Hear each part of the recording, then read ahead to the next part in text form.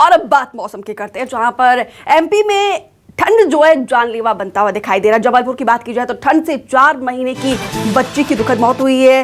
Railway station के बाहर footpath पर ये बच्ची सो रही थी। 2 दिन से फुटपाथ पर ही परिजन इसको लेकर सो रहे थे। ठंड से मौत की आधिकारिक पुष्टि हालांकि नहीं हुई है। देखिए ठंड का सितम किस कदर बढ़ रहा है और अब ये जानलेवा साबित हो रहा है।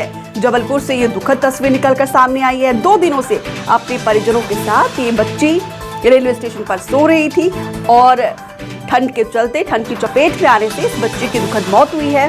4 महीने की मासूम बच्ची की ठंड से मौत हुई है। ये हुआ है सरकार इसमें कि 2 दिन की बहुत जम के ठंड पड़ी थी। हम गरीब लोग हैं सरकार, हमारे पास ना ओढ़ने का है ना बिछाने का। हमारी किसी भी तरीके की स्थिति हम लोग काट लेते हैं, हमारी मुसीबत हम लोग काट लेते हैं। वो अल्लाह तबारक का क्या कैसा करम हुआ, 4 महीने की बच्ची रही सरकार, वो बच्ची ठंड में उसका इंतकाल हो चुका। अभी सवेरे 9 बजे ये सूचना मिली कि 6 नंबर प्लेटफार्म के पास कोई असहाय गरीब जो रोड के किनारे पड़े रहते हैं उनकी बच्ची ख़त्म हो गई है। आके देखा तो एक बच्ची थी जो गरीब लोगों की गोदी पे थी। तो मैंने पूछा कैसा क्या है, तो उन्होंने बताया कि 2 दिन से सर ठंड पड़ रही है, इसके कारण हम लोग के पास व्यवस्था नहीं है और बच्ची का इंतकाल हो गया है।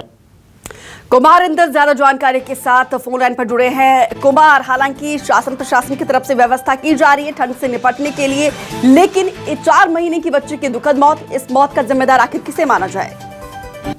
देखिए, निश्चित तौर पर जो जिम्मेदारी प्रशासन और स्थानीय नगर निगम की होती थी वो कहीं न कहीं नहीं निभाई गई, क्योंकि ठंड बढ़ गई थी। सारा प्रशासन भी देख रहा था, स्थानीय प्रशासन और नगर निगम को इस बात की इत्तला थी कि रैन बसेरा की व्यवस्था की जाए। जो फुटपाथ के अमूमन होता है कि रेलवे स्टेशन के किनारे जो है वो भीख मांगकर अपने जीवन यापन करने वाले वहीं पर सोते हैं और ठंड में भी इसी तरह गुजारा कर रहे थे, उसी तरह ये गुजारा कर रहे थे।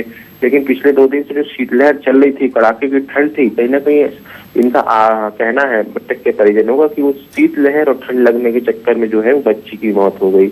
अब सवाल ऐसे में उठता है कि नगर निगम से क्या अलग तरफ से क्या अलाव की व्यवस्था नहीं की जानी थी? ऐसे लोग जो चिन्हित करके जो फुटपाथ पे सो रहे हैं अभी भी, क्या उनको उठाकर रैन बसेरा में नहीं रखनी जाए थी?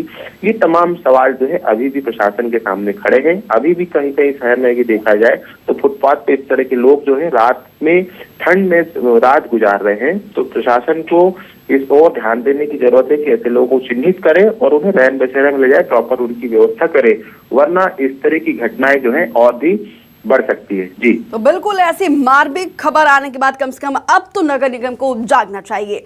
फिलहाल कुमार इंदर, डिटेल से जानकारी साझा करने के लिए आपका बहुत शुक्रिया।